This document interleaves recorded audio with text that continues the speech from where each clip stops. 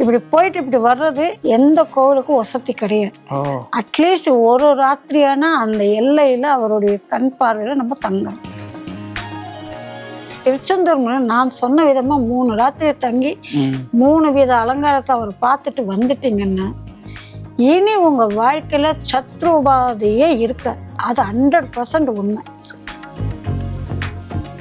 வேல் வழிபாடு பண்ண சொல்லி எப்படின்னா, வேல் இந்த முதல் கட்டிங்க்கு மேல இருக்கக்கூடாது. தனி வேல் வச்சு பூஜை பண்ணீங்க, அதுக்கு மேல எலுமிச்சை பழம் இத்தனை நாள் தான் வீட்டுல இருக்கணும்னு ஒரு வழிமுறை இருக்கு.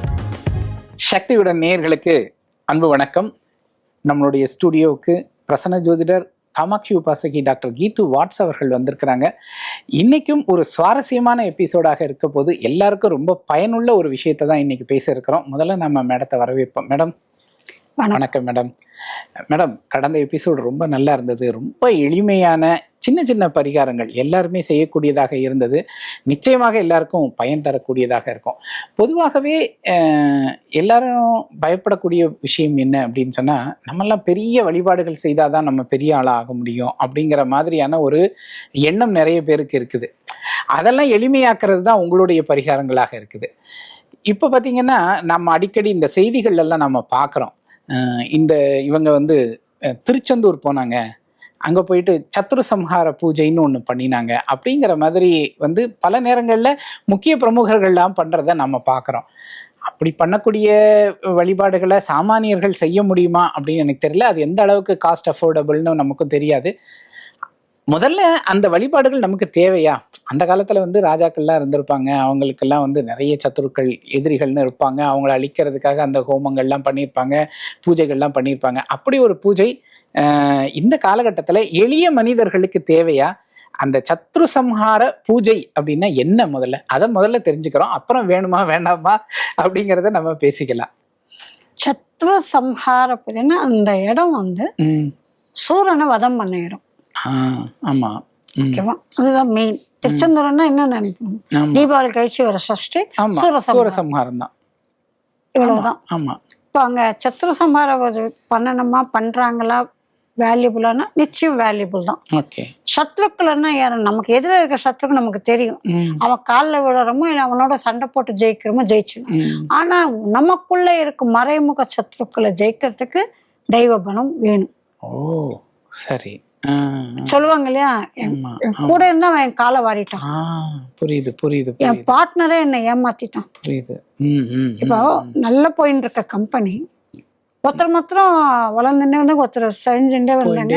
என்னன்னு தெரியாது. அந்த கம்பெனிக்கு கடனெல்லாம் அவர் தலையில, லாபம் மாத்திரம் அவன் அனுபவிச்சுட்டு போறான். அந்த குடும்பம் நடுத்தருக்கு வந்துடுது. அப்ப அவங்க எங்க போய் யார கேட்பாங்க? அவங்களுக்குள்ள ஒரு ஆக்ரோஷம் இருக்கும். ஆமா. அந்த ஆக்ரோஷம் ஒரு உச்ச எல்லைக்கு அவனும் குழந்தை குட்டிங்க வச்சிருக்காங்க இல்லையா, அவனுக்கு எப்படி மனசு வந்தது என்ன ஏமாத்த, அவனை நான் நம்பி நின்று. இந்த மாதிரி புலம்பலுக்கெல்லாம் இந்த பூஜை நிச்சயமாக கை கொடுக்கும். புரியுது புரியுது. எளியவர்களுக்கு நமக்கும் அது இருக்கு. இப்ப நீங்க கேட்டீங்க குருநாதர் எந்த கோவிலுக்கு எல்லாம், அடுத்த இந்த திருச்செந்தூர் கோவிலுக்கு தான் என்ன நினைச்சு என்ன ஏதுன்னு தெரியாது. திருச்செந்தூருக்கு போகணும். எப்படி போகணும்னா அது ஒரு விதி இருக்கு. இப்படி போயிட்டு இப்படி வர்றது எந்த கோவிலுக்கும் வசதி கிடையாது. அட்லீஸ்ட் ஒரு ராத்திரியானா அந்த எல்லையில அவருடைய கண் பார்வையில நம்ம தங்கணும். அப்பதான் நம்மளுடைய கர்மா மறுபரிசீலனை செய்யப்படும். அதுல திருச்செந்தூர்ல 3 ராத்திரி தங்கணும். முதல் இன்றைக்குள்ளான விதிகள் சொல்லிடணும். போக வேண்டிய கோவில் சத்ரு நமக்கு சத்ரு உபாதைகள் இருக்கு, நம்ம முன்னேற்றம் இல்லை, யாரோ நம்மளை பழி வாங்குறாங்க போல இருக்குன்னு எண்ணங்கள்லாம் வருதுன்னாவே அந்த கோவிலுக்கு போயிடலாம். முதல்ல 3 நாள் தங்கணும். முதல் நாள் கடைசி பூஜை அர்த்தஜாம பூஜைன்னு அந்த முருகனை முதல் ராத்திரி தரிசிக்கணும். 2வது ராத்திரி 2வது நாள் உற்சவரை தரிசிக்கணும். மத்தியான வேளையில உற்சவர் மத்தியான வேலையில உற்சவரை நீங்க எப்ப வேணும் தரிசிக்கலாம். 3வது நாள் மூலவர தரிசனம் பண்ணிட்டு நீங்க வீடு போயிட்டு வரலாம். அன்னைக்கு நைட் அங்க தங்கிட்டு மறுநாள் கிளம்பி வரணும். சரி, இதுதான் விதி. இந்த விதியோட சேர்ந்து ஸோ எங்களால் அந்த சத்ரு சம்ஹார பூஜை பண்ண முடியல, எங்களுக்கு அவ்வளோ வசதி இல்லை, ஃபைனான்ஷியலாக நாங்கள் இது கிடையாது, ஏதோ சில ரீசனால சொல்கிறாங்கன்னு வச்சு, நீங்கள் கலந்துட்டா போதும். அதுக்கு என்ன பண்ணணும்னா 1.5 மீட்டர் பட்டு பச்சை துணி வாங்கணும். 1 மீட்டர் தனியாகவும் 1/2 மீட்டர் தனியாகவும் வாங்கிக்கணும். இந்த முதல் நாள் போய் நீங்க அர்த்ததாம பூஜை முருகர் தரிசிக்க போறீங்களே, அதுக்கு முன்னாடி முருகன் கோவில்ல உட்கார்ந்துட்டு முருகருடைய திரிசக்தி பாராயணம் பண்ணணும். சரி, பண்ணிட்டு சுவாமியை தரிசனம் பண்ணிட்டு வந்துடணும். அந்த பட்டு துணி 2 உங்ககிட்டயே இருக்கணும். நீங்க எடுத்துட்டு திருப்பி நீங்க தங்கி இருக்கிற இடத்துக்கு எடுத்துன்னு வரணும். சரி. 2வது நாள் அதே மாதிரி போயிட்டு உற்சவரை தரிசிக்கிறதுக்கு முன்னாடி திரிசக்தி பாராயணம் பண்ணிட்டு அந்த வஸ்திரத்தை உங்க கையோட எடுத்துட்டு திருப்பி உங்களுடைய ஜாகைக்கு வரணும். 3வது நாள் விஸ்வரூப தரிசனம் பார்க்க போறப்போ திரிசக்தி பாராயண அர்ச்சனை பண்ணணும். பண்ணி உற்சவர்கிட்ட வந்து அந்த 1 மீட்டர் பட்டு துணியை வந்து சுவாமிக்கு சாத்த சொல்லி கொடுத்துடணும். சரி. இந்த 1/2 மீட்டரு அவர் பாதத்துல வச்சு எடுத்துக்கணும். சரி. பாதத்துல வச்சு எடுத்துட்டோம்னா திருச்செந்தூர் இலை விபூதி விசேஷம். ஆமா, பன்னீர் இலை விபூதி. அந்த காலத்துல 94 எல்லாம் கேட்டோன்னா ஒரு 10 இலை கொடுப்பாங்க. இப்பெல்லாம் ஏதோ 2-3 கூட கொடுக்கறது இல்லையா. எவ்வளவு கொடுக்குறாங்களோ மீதம் இருக்கிற 1/2 துணி பட்டு துணி இருக்கு இல்லையா, அந்த இலை விபூதி அந்த பட்டு துணியில சுத்தி வீட்டுக்கு எடுத்துக்கணும். அந்த பன்னீர் இலை விபூதி எவ்வளவு நாள் இருக்கோ அவ்வளவு நாளைக்கு அந்த விபூதியை நம்ம வச்சுட்டு வரணும். வீட்லயும் திரிசக்தி பாராயணம் சஷ்டி அன்னைக்கு பண்ணணும். வீட்டுல வந்து வரப்பவே ஒரு திருச்செந்தூர் முருகர் போட்டோ கொண்டு வந்துட்டு வீட்டுல வச்சுட்டு 6 விளக்கு ஏத்துறீங்களோ 2 விளக்கு சக்தியை பொறுத்து ஏத்துட்டு இந்த விபூதி இருக்கிற வரைக்கும் நெத்தில வச்சுக்கணும். முடிஞ்சா மாசம் போங்க, இல்ல 3 மாசத்துக்கு ஒரு வாட்டி போங்க, இல்ல வருஷத்துக்கு ஒரு வாட்டி போங்க. இப்படி பண்ணிண்டே வந்தீங்கன்னா சத்ரு பாதைகளே இருக்காது. புரியுது. அது இல்லைன்னு நம்ம யாராலையும் நம்ம இப்ப சொல்ல முடியாது.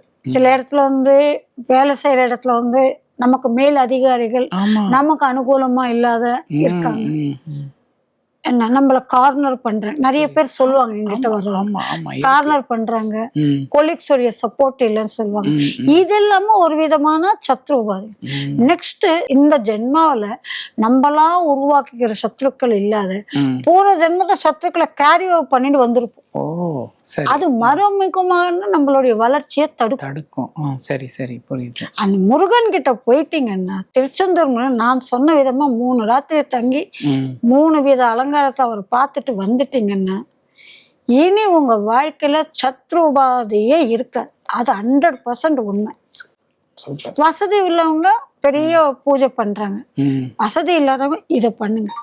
அந்த பச்சை பட்டுடுத்தி கொடுக்கறது அவ்வளவு விசேஷம். இல்ல எங்களால பட்டு அது ஒன்றும் ரொம்ப காஸ்ட்லி எல்லாம் கிடையாது.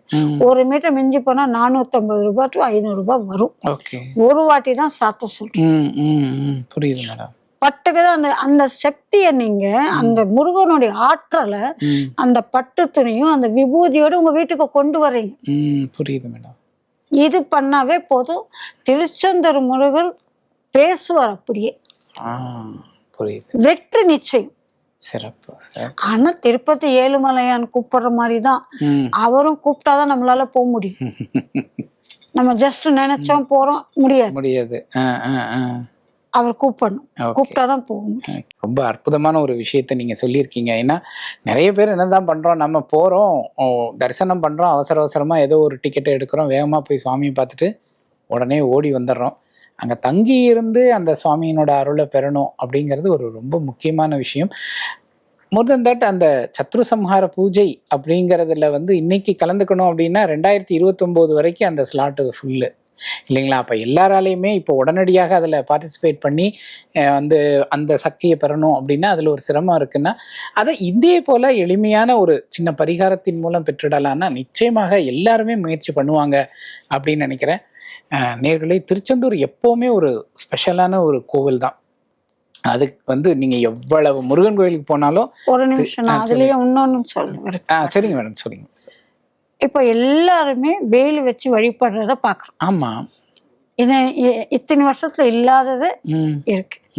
ஆனா இது ஒரு சின்ன எனக்கு ஒரு என்னுடைய ஒப்பீனியன் என்னன்னா, அந்த காலத்துல எங்க குருநாதர் வேல் வழிபாடு பண்ண சொல்லி கொடுத்து எப்படின்னா வேல் வந்து இந்த முதல் கட்டிங்க்கு மேல இருக்கக்கூடாது, அவ்வளவுதான். மொத்தமே இந்த கைக்குள்ள கைக்குள்ள அடங்கிடணும். இந்த இண்டிகேஷன்ஸ் எங்க ஃபர்ஸ்ட் லைன் இருக்குல்ல, அதுதான் வேலினுடைய முகமா இருக்கணும். இந்த தண்டு வந்து இந்த கைக்கு மணிக்கட்டு கீழே இறங்கக்கூடாது, அதுக்குள்ள இருந்து அத ஒரு வாழைப்பழத்தை சொருவி ஒரு சின்ன எலுமிச்சை பழம் மேல வேலுக்கு மேல பதிக்கணும். ஏன்னா வேலுன்றது சம்ஹாரத்துக்குரிய ஆயுதம், அதுக்கு பலி கொடுக்கணும். அந்த பலி தான் எலுமிச்சை பழத்தை சொருவிட்டு வேல்மாறல் படிக்கணும். வேல்மாறல் படிக்கணும். படிச்சு முடிச்சிட்ட பிறகு 36 நாள் படிக்கணும். 6 கணக்கு 36 நாள் படிச்சு முடிச்ச பிறகு திருச்செந்தூருக்கு போயிட்டு அந்த வேலை முருகருக்கு சமர்ப்பணம் பண்ணணும் உண்டியில. நீங்க வெள்ளி வேல் வாங்கிக்கோங்க, பித்தளை வேல் வாங்கிக்கோங்க, காப்பர் வேல் வாங்கிக்கோங்க, இதுதான் நடைமுறை. புரியுது புரியுது. நீங்க எல்லாரும் வேலு வச்சுக்கிறத பார்த்தா ரொம்ப சந்தோஷமா இருக்கு. ஆனா அதுக்குன்னு ஒரு முறை இருக்கேன்ற ஒரு சின்ன நெருடல். அங்க அந்த வேலை போட்டுட்டு வர்றப்போ அங்க வேலோட சேவலோட கொடியும் சேர்த்து விற்பாங்க, பாத்தீங்கன்னா தெரியும். சரி, திருச்செந்தூர் கோவிலுக்கு போயிட்டு வந்தாவே நமக்கு கார்ல கூட வரைஞ்சு கொடுக்க சொன்னா முருகருடைய வேலும் சேவல் கொடியும் கொடுப்பாங்க. அதோட அதை கொண்டு வந்து வீட்டுல வச்சுக்கணும்.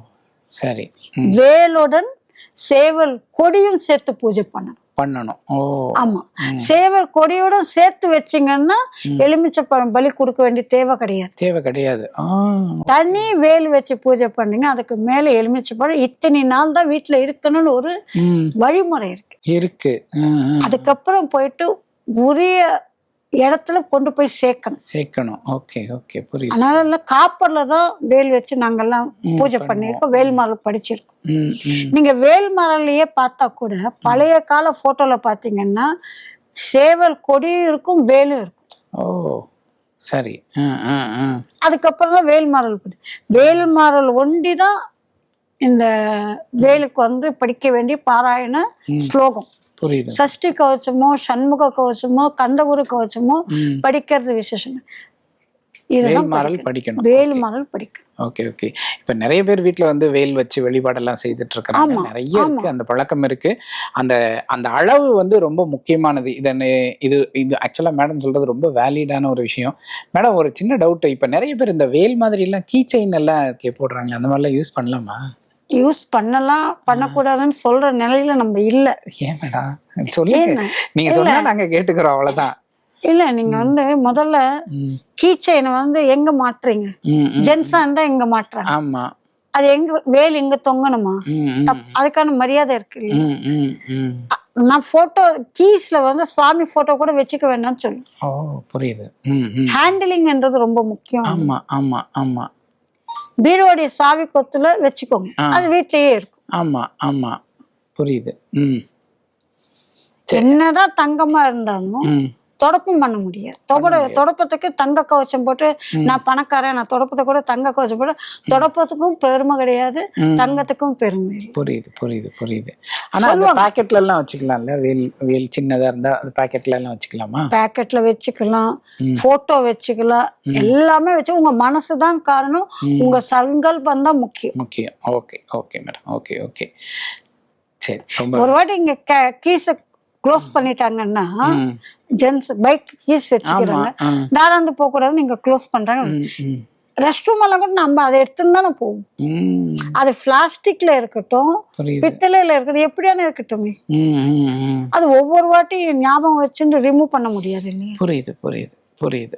என்ன ஒரு தைரியம், வேல் கையில இருக்கு, வேல் இருந்தா பயம் இல்லைன்னு சொல்றாங்க. கரெக்ட். அது மனசுல ஆக்ஞா சக்கரத்துல இந்த இடத்துல நினைச்சு பாருங்க.